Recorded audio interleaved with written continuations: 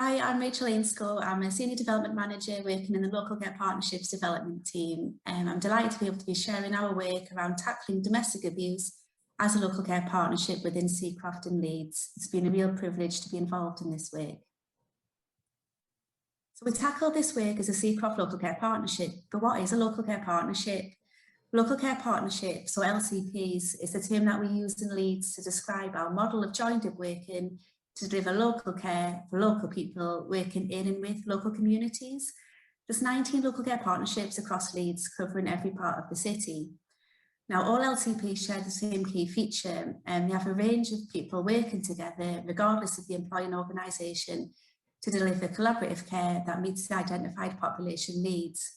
Each LCP includes statutory organisations, a wealth of third sector and community organisations, elected members, and importantly, local people to work together to develop services that support people to access support when they need it and thrive using their individual and community assets. LCPs really build on the strengths and the extensive history of collaboration in the city to realise some of the most exciting, person-centred transformations in health and care, and really to tackle health inequalities and consider the wider impacts that social determinants have on people in that locality. Hi, I'm George Winder. I'm a GP in Gipton and Leeds, and I'm proud to currently chair the Seacroft Local Care Partnership. The Seacroft Local Care Partnership, we want to make it easier to do the right thing. And I hope by the end of this presentation, you'll see that we're making it easier for people to have difficult but vital conversations around domestic abuse. That you'll see that we're helping people to make it easier to identify abuse at an early stage. And we're making it easier for people to find support in their community if they're affected by domestic abuse. I'll take you back, if you don't mind, to the first lockdown, to a time really when we didn't have the data that we might have now around how this global pandemic and also the effects of lockdown are having on our communities, and particularly for us, a community affected by deprivation and where health inequalities are felt the most. We didn't have the data, and in Seacroft Local Care Partnership, we do like to follow a population health management approach where possible and use data to help guide us. That data wasn't available. So during these early stages of the pandemic, we looked to our own insights into our communities to where we needed to support the most. Our elected member pointed out that he was seeing lots of reports of domestic abuse, which felt more than it had been to him in the past. That really resonated with me as a GP. Just that morning during our discussions, I'd spoken to a woman whose husband typically worked away as a long distance lorry driver, and during the first lockdown had been confined to the family home. He'd begun to drink more, and sadly that deteriorated into a violent relationship of domestic abuse. So we knew we needed to act. We knew we wanted to act. We didn't have the data, but now we do have some data, and this data clearly shows that during the first lockdown, domestic abuse became a significant issue for our communities. There were a great increase in the number of reports of domestic abuse, particularly in our communities in Killingworth and Seacroft. 87% of calls to the police were related to domestic abuse. Boggart Hill, a particularly deprived community within our local care partnership in Leeds, was recording the 4th highest levels of domestic violence. And I think it's also worth us noting that not only does this have a significant impact on the individual and their families, but this has huge economic and social costs to our society. Home Office report 2019 estimated the cost to our society being 47 billion annually for issues related to domestic abuse. So we knew we needed to act before the data. We knew we needed to support our communities and work alongside them. And we knew we needed to do this in partnership with other organisations already helping to support victims of domestic abuse. We decided a coordinated approach running and starting in parallel to the national White Ribbon campaign in November was going to be our starting point, but really that this was a starting point. This isn't an isolated piece of work. And it is something that we see as being the beginning of a movement to support people affected by domestic abuse. I'll hand you over now to Rachel, who outlines some of the work that's already been undertaken. So training and workshops, what did we do? What have we achieved together? From initial consultation with the wider Seacroft LCP partners, training was identified as a really big need and a bit of a gap. There were around 60 partners within the local care partnership who really got involved in the training and workshops, so very interactive. So some examples of partners who were involved include community healthcare, primary care, a real wealth of third sector colleagues, housing, police, schools, children's centres, local councillors. And the training sessions were run and delivered by Safer Leeds Domestic Violence Team. The sessions were very interactive with videos and case studies. Now you can see a lot of the topics that are listed were the contents of the training, but these specific sessions were really tailored to local needs, and the topics were chosen from feedback ascertained in the pre-consultation phase. So really when we're understanding what were some of the gaps in knowledge. Following the training, partners reported a real increase in knowledge and confidence, and partners said they really benefited from having the training together as a team, so they could learn from different colleagues across the sector and work towards that one team approach, so hashtag Team Seacroft. Together we raised our understanding of the issues, but we also learned from each other. So community engagement was a real highlight of our work. In November, as George mentioned, to coincide with the White Ribbon campaign, White Ribbon craft packs were shared with partners and organisations in Seacroft and the surrounding areas. All partners were then able to gift the packs to their families and clients that they were working with. A fantastic volunteer, Sarah, came up with the idea of having the craft packs for children and families in the community. So the packs that were given out contained free craft material, domestic violence related information, and contact numbers of where to go for support. And the vision was to have a cut-out ribbon card for families to decorate and display in their homes, so perhaps putting them in windows, but also to write a personal pledge on the back. And this could be something like, let's not remain silent about domestic abuse, or that they'd like to become a role model in the community.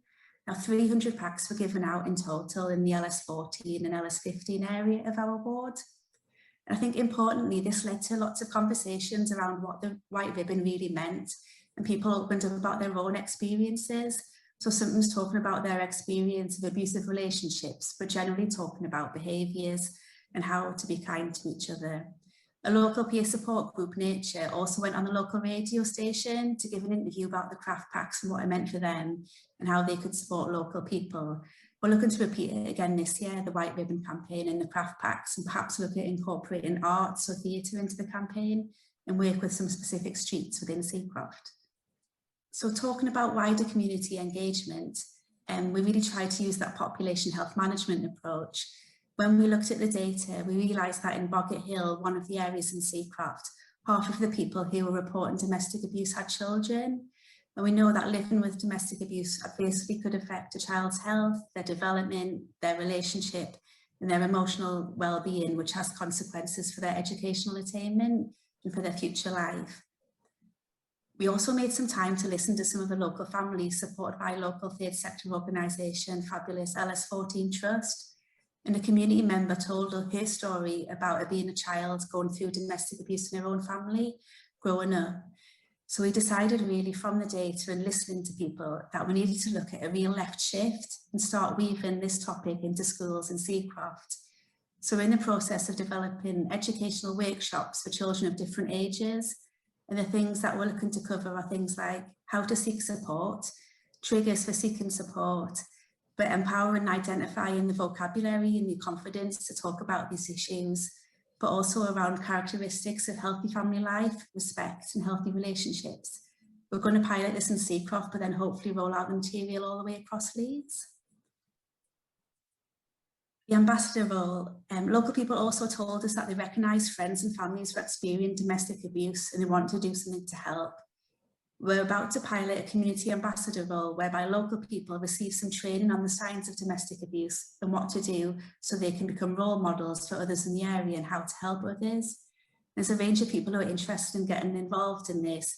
So the peer support group run by local mums, We've got some local families and volunteers, particularly the breastfeeding volunteers, but also local hairdresser, local businesses, the local rugby club. This really is a whole community approach. In terms of safe spaces, we're really looking to increase the number of safe spaces in the area for people experiencing domestic abuse. So this would allow people to connect with a quiet space in a familiar place, and that they'd have access to specialist domestic abuse support information for people to access, but also make any onward calls should they need to. Now, COVID-19 has given us the opportunity to ask local people where it would be best to create these spaces. So in addition to those ones that are already in pharmacies, people suggested the local charity shop. There's a person in there who's really well known for providing a listening ear, but also in the local hairdressers, at the local church hall, in the job centre, in the primary school, and also the children's centre. And I think particularly for the local hairdresser, she would really like to put this in place. So a safe space in terms of it has all the COVID and safety measures, but also for those people experiencing domestic abuse, it would be a safe space for those guys as well.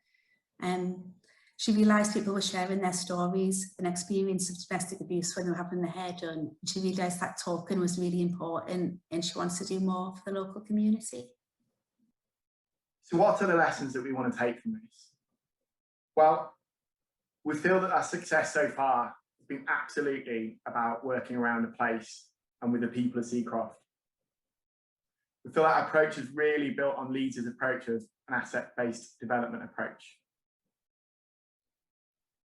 We feel that our culture of working alongside people has really enabled the best bits of our approach to flourish.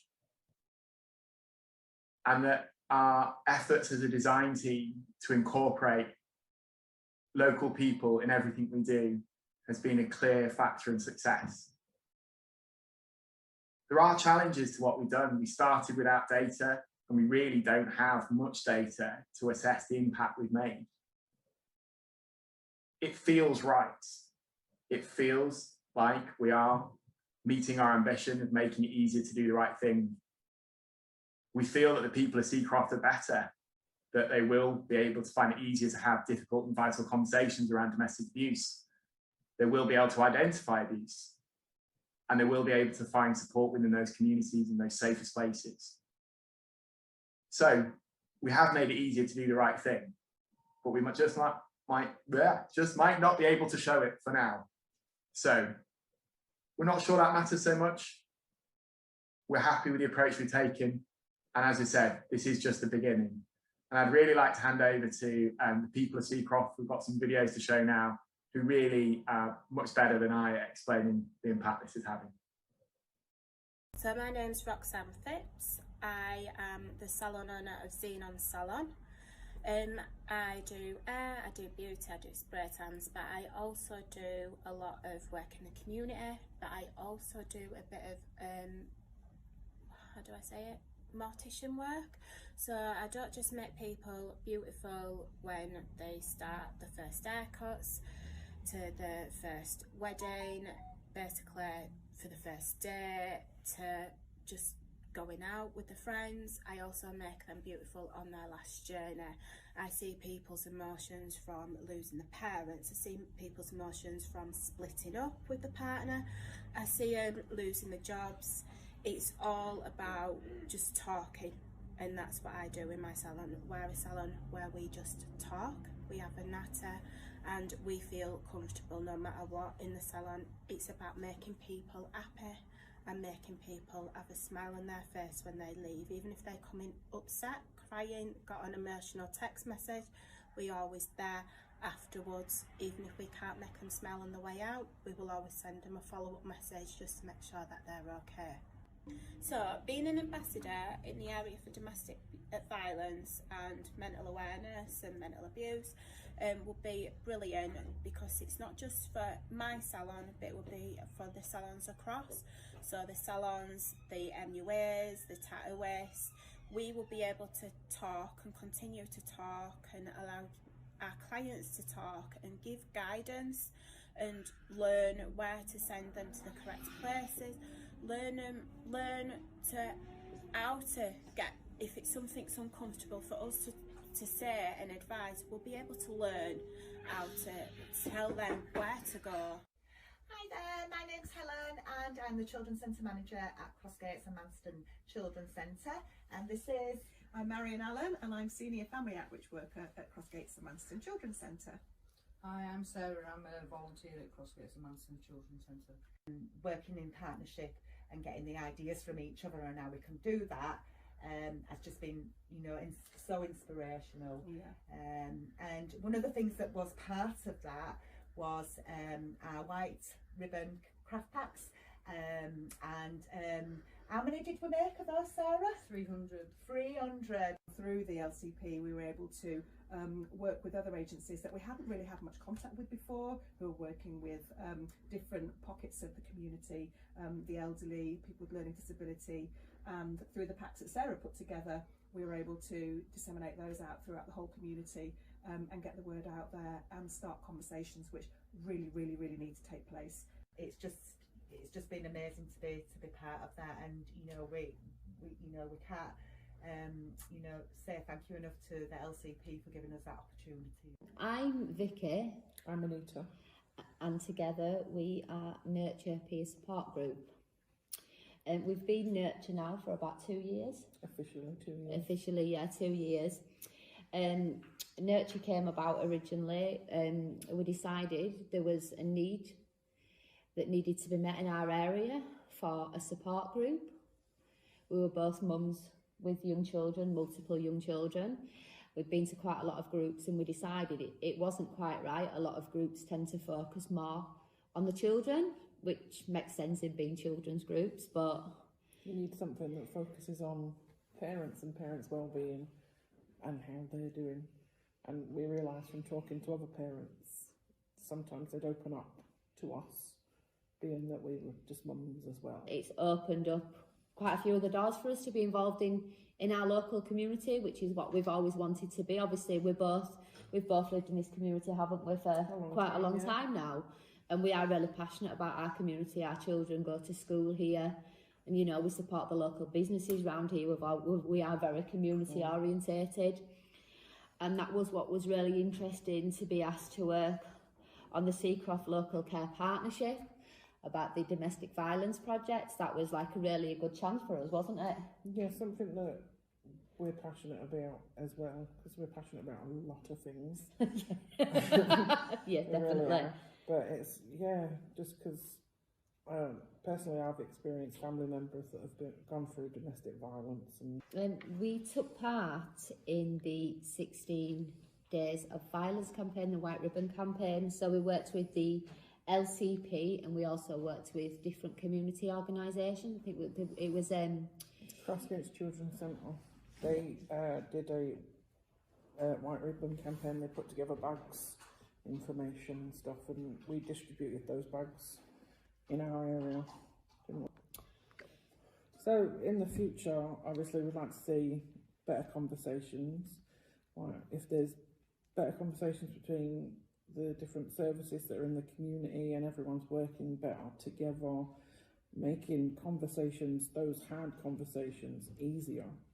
So when you're making those hard conversations easier, people are going to be more willing to maybe open up, maybe talk, feel like they can actually confide in people. Setting up of safe spaces within the community, so everyone knows that if they've got a problem or there's someone they need to talk to, a safe place to go, then they know exactly where to go. So it's quite signposted of the fact is that is where you go, And also it's not obvious that that's what if it's a shop or a local amenity, then you could be going there for any reason, not the domestic violence. So then you feel safe doing that because it's not obvious what you're doing. If you're seeking sort of help or a way out or something, you're just popping into the shop or getting a coffee or whatever. Again, within the future, working on maybe the community DV ambassador programme, which I think would be a really good opportunity, but I also think that it would absolutely, again, be really good that it is a face in the local community that people recognise, that people feel they can quite open up to.